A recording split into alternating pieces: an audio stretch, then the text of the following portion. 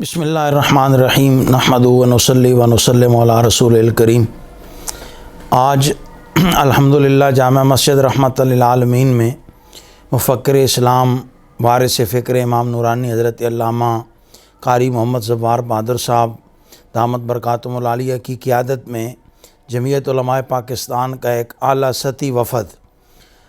امیر تحریک لبیک پاکستان جانشین امیر المجاہدین حضرت مولانا حافظ سعد حسین رضوی صاحب دامت برکاتہم العالیہ سے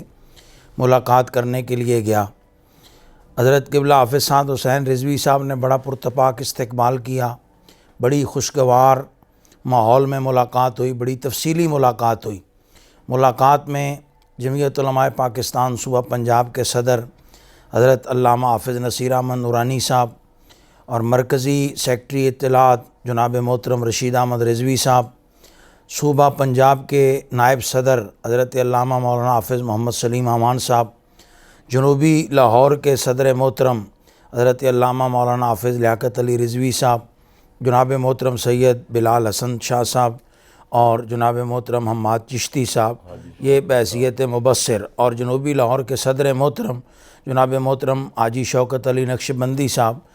ان کی صورت میں وہ قافلہ جب جامع مسجد رحمت للعالمین پہنچا تو قبلہ حافظ سعد صاحب نے بڑا پرتپاک استقبال کیا، بڑی خوشگوار ملاقات رہی، بہت سارے باہمی دلچسپی کے امور پر تبادلہ خیال بھی ہوا اور کچھ لائے عمل تیار کرنے کی باتیں بھی ہوئیں۔ تو ساری ملاقات کی تفصیلات سے حضرت قبلہ مفکر اسلام جو ہے وہ ہمیں آگاہ کرتے ہیں۔ بسم اللہ الرحمن الرحیم۔ جیسا کہ حضرت مفتی صاحب نے ارشاد فرمایا ہے، پہلے بھی الحمدللہ گاہے گاہے سعد حسین رضوی صاحب سے ملاقات ہو جاتی ہے۔ بہت ٹیلنٹڈ اور باصلاحیت نوجوان ہیں، اہل سنت کو ان سے بڑی امیدیں وابستہ ہیں،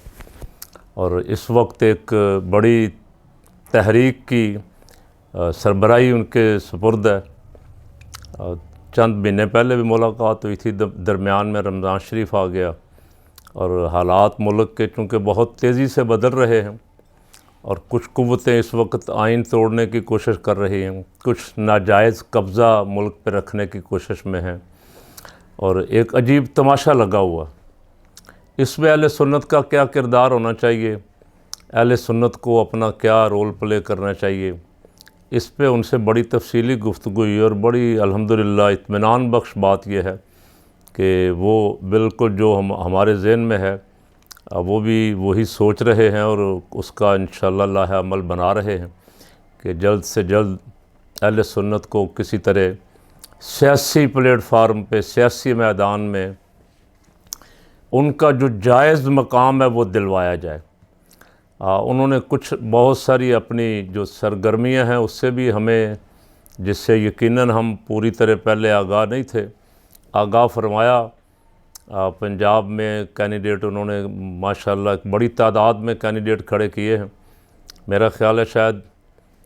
یقیناً، بلکہ شاید نہیں، یقیناً دوسری بڑی جماعت ہے پی ٹی آئی کے بعد جس نے اتنے کینڈیڈیٹ میدان میں اتارے ہیں 14 مئی کے الیکشن کے لیے، صوبائی صوبہ پنجاب کے الیکشن کے لیے۔ نون لیگ کو تو کینڈیڈیٹ نہیں مل رہے، پیپل پارٹی بہت محدود ہو گئی تھی، پیپل پارٹی کے پاس بھی چند افراد رہ گئے ہیں کچھ مختلف علاقوں میں، تو ان سے کافی تفصیلاً اس پہ گفتگو ہوئی۔ انشاءاللہ چند دن تک اس کے نتائج جو ہیں وہ منظر پہ آئیں گے اور آپ حضرات بھی دیکھیں گے۔ ابھی ساری باتیں، بہت ساری باتیں تو صیغہ راز میں ہیں، لیکن مین بات یہی ہے کہ اکثر ہم جو یہاں بیٹھ کے گفتگو کرتے ہیں تو جو لوگ کمنٹس کرتے ہیں ان میں سے اکثریت 99% لوگ جو ہیں وہ اتحاد کے خواہاں ہیں کہ کسی طرح اہل سنت ایک پلیٹ فارم پہ آ جائیں، اہل سنت مل کے الیکشن لڑیں، اہل سنت ایک بڑی سیاسی قوت اور پاور بن کے ابھریں، اہل سنت کو اس کا جائز مقام اسمبلی میں، یعنی چھوٹے چھوٹے گروپ جو ہیں جن کی عوام میں کوئی حیثیت نہیں، کوئی 8 سیٹیں، کوئی 10 سیٹیں، کوئی 5 سیٹیں، کوئی 4 سیٹیں، چھوٹی چھوٹی پارٹیاں، تو جس پارٹی کے اکابرین نے پاکستان بنایا، قربانیاں دیں، اور ہر دور میں پاکستان بچانے کے لیے میدان میں آئے، خصوصاً آئین پاکستان کے لیے حضرت قائد ملت اسلامیہ مولانا شاہ احمد نورانی رحمۃ اللہ علیہ، مجاہد ملت حضرت مولانا عبدالستار خان نیازی اور آپ کے رفقاء کی جو کوششیں اور کاوشیں ہیں، اس کا ایک زمانہ معترف ہے۔ اور امیر المجاہدین مولانا خادم حسین صاحب حضرت مولانا شاہ احمد نورانی رحمۃ اللہ علیہ کی وجہ سے، چونکہ مولانا اس آئین ساز کمیٹی میں شامل تھے، تو امیر المجاہدین بھی ہمیشہ اس کے ساتھ کھڑے رہے، اسی آئین کے ساتھ، اور وہ بھی بڑے دھڑلے سے فرمایا کرتے تھے کہ جو آئین میں اسلامی دفعات مولانا نے شامل کروائی ہیں، ہم ان کا دفاع کریں گے، تحفظ کریں گے۔ اور ختم نبوت کی جنگ تو انہوں نے لڑی، بہرحال ساری دنیا کے سامنے ہے۔ تو کوشش یہ ہے کہ کسی طرح یہ طبقہ جو جس کو جائز حق ملنا چاہیے اور نہیں مل رہا، اور بہت سیاسی لحاظ سے بڑی طاقت ہونے کے باوجود بھی اداروں میں موجود نہیں ہے، اسمبلی میں موجود نہیں ہے، ہمارے ساتھ ہر دفعہ مذاق کیا جاتا ہے، کھیلا جاتا ہے، ہماری سیٹیں جو بنتی ہیں ان پہ بھی اپنے چمچوں چیلوں کو جتوا کے جو ہمارے امیدوار ہوتے ہیں انہیں ہروانے کی پوری کوشش کیجیے، ہروایا جاتا ہے۔ کچھ تھوڑا بہت جس زمانے میں الیکشن کچھ تھوڑا بہت ہیرا پھیری تو ہوتی آ رہی ہے، اور ہیرا پھیری بھی بڑی 70 سے شروع ہے۔ کوئی الیکشن، یہ خود نواز شریف کہتا ہے، زرداری کہتا ہے، شاہد خاقان عباسی کہتا ہے، عمران خان، تمام پارٹیوں کے لیڈر یہ مانتے ہیں کہ پاکستان میں کوئی الیکشن بھی صاف اور شفاف نہیں ہوا، لیکن ان کو پھر بھی کسی نہ کسی طرح کچھ نہ کچھ حصہ دے دیا جاتا ہے۔ پاکستان دشمنوں کو، پاکستان مخالفین کو، پاکستان کے خلاف لڑنے والوں کو، پاکستان کے لیے لڑنے والوں کو، قربانیاں دینے والوں کو ہر دفعہ زیادتی ان کے ساتھ کی جاتی ہے اور مسلسل کی جاتی ہے۔ اس پہ بھی ہم نے مل کے غور و فکر کیا کہ کسی طرح اس کا ازالہ کیا جائے اور میدان میں نکل کے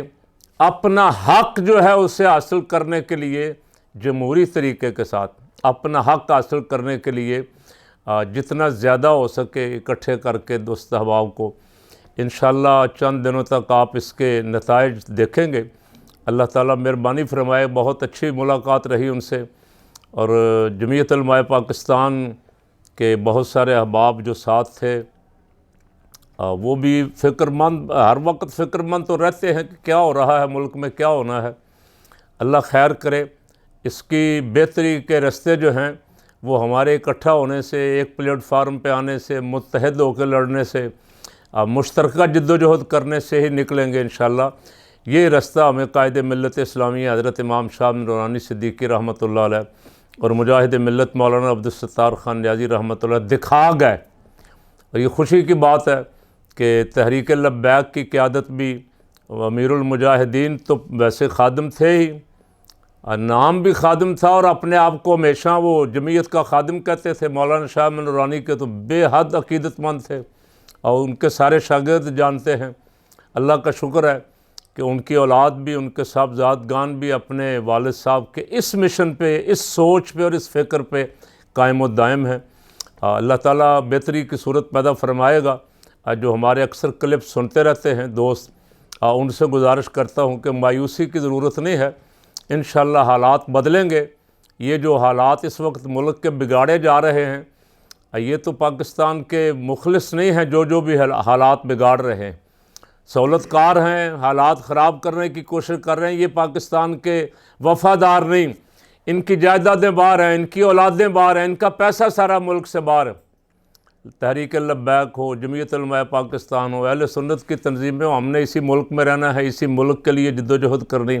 اس ملک کی بقا کی جنگ پہلے بھی ہمارے بزرگوں نے لڑی، اب بھی انشاءاللہ ہم نے یہ جنگ مل جل کے لڑنی ہے۔ اللہ تعالیٰ جب ہم مل کے اکٹھے چلیں گے تو اللہ تعالیٰ کامیابی عطا فرمائے گا۔